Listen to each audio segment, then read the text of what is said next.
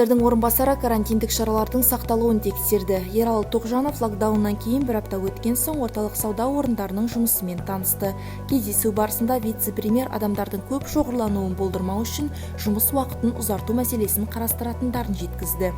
Өңірлік кеңестерге мүшелікке 1141 адам кандидат болды. Соның ішінде облыстық деңгейде 748 және аудандық деңгейде 393 адам. Жалпы тіркелгендер санының 72%-ын ер адамдар, 28%-ын нәзік жандар құраған. Туристік қамқор корпоративті қоры іске аспай қалған турларға қатысты дауларды реттеу регламентін әзірледі. Ұлттық палата алаңында бизнес мемлекеттік органдармен талқылаулар өтті. Туризм нарығының жасаған ескертпелері регламенттің түпкі нұсқасында көрініс тапты. Бизнеске қойылған шектеу шараларын жұмсартудың екінші кезеңі 31 тамыздан басталады. Ведомство аралық комиссия шектеулерді жеңілдетудің екінші кезеңін мақұлдады.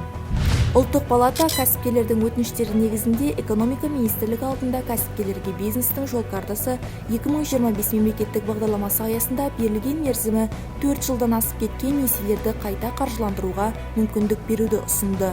Экономика министрлігі ұсынысты қолдап, мемлекеттік бағдарламаға сәйкес өзгерістерді енгізді. Үкімет бизнестің жол картасы 2025 мемлекеттік бағдарламасына шағын және орта кәсіпкерлік субъектілерінің несиелері, микронесиелері бойынша сыйақы мөлшерлемесінің бір бөлігін субсидиялау және ішінара кепілдендірудің жаңа құралын енгізді.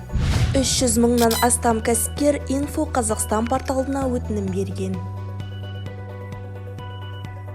Ұлттық палата және бизнес өкілдері мерейтойлық медальдармен марапатталды. Қазақстан Конституциясына 25 жыл медальмен марапатталғандар тізімінде өңірлік кәсіпкерлер палаталарының, ұлттық палатаның орталық аппаратының қызметкерлері, сондай-ақ бизнес қауымдастықтардың өкілдері мен кәсіпкерлер бар. Марапаттау туралы бұйрыққа Қазақстан Республикасының президенті Қасым Жомарт Тоқаев қол қойды.